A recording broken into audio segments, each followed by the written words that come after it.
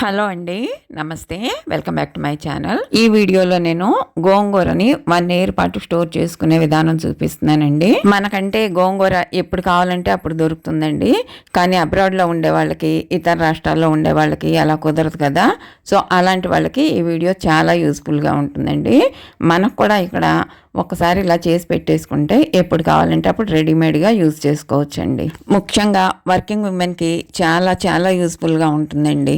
ఈరోజు నేను మా అమ్మాయికి పంపించడం కోసం ప్రిపేర్ చేస్తున్నానండి. సో ఆ వీడియోనే మీతో షేర్ చేసుకుంటున్నాను. ఇందుకోసం నేను ఇక్కడ 16 కట్టలు గోంగూర తీసుకున్నానండి. ఇది ఎర్ర గోంగూర అండి. ఎర్ర గోంగూర అయితేనే కర్రీస్లోకి, రోటి పచ్చళ్ళకి బాగుంటుంది. తెల్ల గోంగూర అయితే నిలవ పచ్చళ్ళకి బాగుంటుందండి. సో నేను ఇక్కడ ఎర్ర గోంగూర గురించి చూపిస్తున్నాను. గోంగూర ఒలుచుకునేలోగానే ఓ పాత్రలో నీటిని ఈ విధంగా బాగా మరిగించుకొని చల్లారబెట్టుకొని ఉంచుకోవాలి. ఇప్పుడు ఈ నీళ్ళలో గోంగూరని వాష్ చేసుకోవాలన్నమాట. ఈ విధంగా కాసి చల్లార్చుకున్న నీళ్లతోనే గోంగూరని వాష్ చేయండి.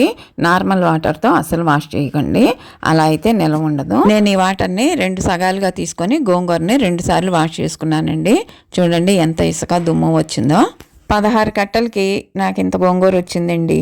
దీన్నే పుల్ల గోంగూర, కొండ గోంగూర అని కూడా అంటారు. మా సైడ్ అయితే ఎర్ర గోంగూర అంటారు. దీని కాడలు ఎర్రగా ఉంటాయండి. ఇప్పుడు ఈ గోంగూరని ఒక వస్త్రం మీద ఆరబెట్టుకోవాలి. తడంతా పోయే విధంగా ఆరనివ్వాలన్నమాట. పూర్తిగా ఆరిపోయేసరికి 5-6 గంటలు టైం పడుతుందండి. చూడండి ఈ విధంగా ఆరిపోవాలన్నమాట.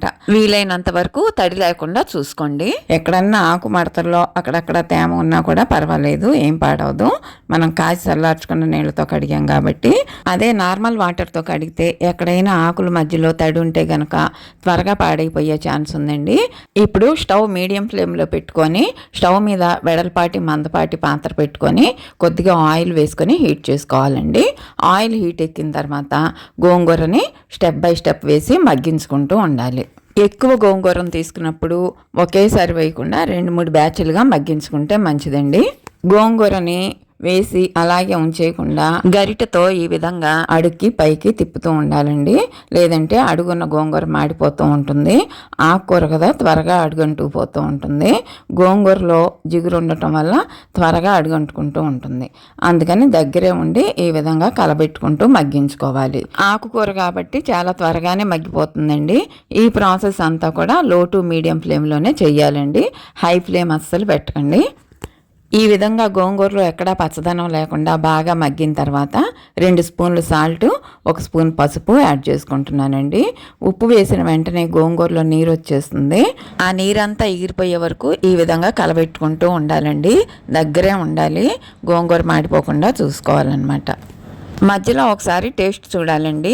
నోటికి ఉప్పగా తగిలితే కనుక ఇక సాల్ట్ అవసరం లేదని అర్థం.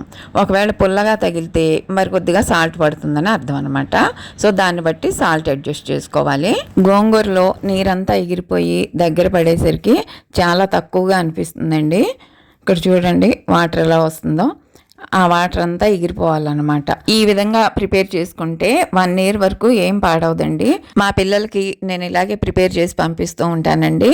వాళ్ళు ఏడాదంతా వాడుకుంటారు. వాటర్ అంతా ఎగిరిపోయిందండి, దగ్గర పడిపోయింది. సో ఇక నేను స్టవ్ కట్టేసుకొని ఈ గోంగూరని నేను వేరే స్టీల్ కంటైనర్లోకి షిఫ్ట్ చేసుకుంటున్నానండి. ఎందుకంటే నేను ఇక్కడ తీసుకున్నది అల్యూమినియం కంటైనర్ అనమాట. సో దాంట్లో గోంగూరని ఎక్కువసేపు ఉంచకూడదు.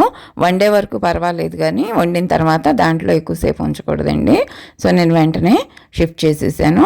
ఇప్పుడు ఈ గోంగూరని చల్లారబెట్టుకోవాలి. ఇక్కడ చూస్తున్నారు కదా, గోంగూర ఎక్కడ అడుగంటలేదు, అంటే మాడలేదనమాట. ఆ విధంగా మగ్గించుకోవాలి. మీరు కనుక డైరెక్ట్గా స్టీల్ వెసల్లోనే ప్రిపేర్ చేసుకుంటే ఈ విధంగా షిఫ్ట్ చేసుకోక్కర్లేదండి, అందులోనే చల్లారబెట్టేసుకోవచ్చు. ఇప్పుడు చల్లారిన ఈ గోంగూరని మిక్సీ జార్లో కలెక్ట్ చేసుకొని మిక్సీ పట్టుకుంటున్నాను. సో ఇలాగే కావాలనుకుంటే ఇలాగే నిల్వ ఉంచుకోవచ్చండి. ఈ విధంగా ఉంచుకున్నా కూడా ఏం పాడవదు. నేనైతే మిక్సీ పట్టుకొని స్టోర్ చేసుకుంటాను అనమాట. సో మిక్సీ జార్లో కలెక్ట్ చేసుకున్నాను. ఈ విధంగా మిక్సీ పట్టుకుంటాను. దీన్ని ఇప్పుడు ఒక డబ్బాలో కలెక్ట్ చేస్తున్నాను. మా అమ్మాయికి పంపించేటప్పుడు జిప్లాక్ కవర్లో వేసి కొరియర్లో పంపించేస్తానండి. ఇలా ప్రిపేర్ చేసుకుంటే గోంగూర పేస్ట్ సంవత్సరం వరకు నిల్వ ఉంటుందండి, ఏమాత్రం పాడవదనమాట. రోటి పచ్చడికి, వెజ్ అండ్ నాన్ వెజ్ కర్రీస్కి, పప్పులోకి సూపర్ టేస్ట్గా ఉంటుందండి. ఓకే అండి, వీడియో చూసినందుకు ధన్యవాదాలు. ఈ వీడియో మీకు నచ్చినట్లయితే తప్పకుండా లైక్ చేయండి. అలాగే మీ అభిప్రాయాలను కామెంట్ సెక్షన్లో షేర్ చేయండి. మరిన్ని వీడియో అప్డేట్స్ కోసం నా ఛానల్ సబ్స్క్రైబ్ చేయడం మాత్రం అస్సలు మర్చిపోకండి. మరో మంచి వీడియోతో మీ ముందుంటాను. అంతవరకు సెలవండి మరి. నమస్తే.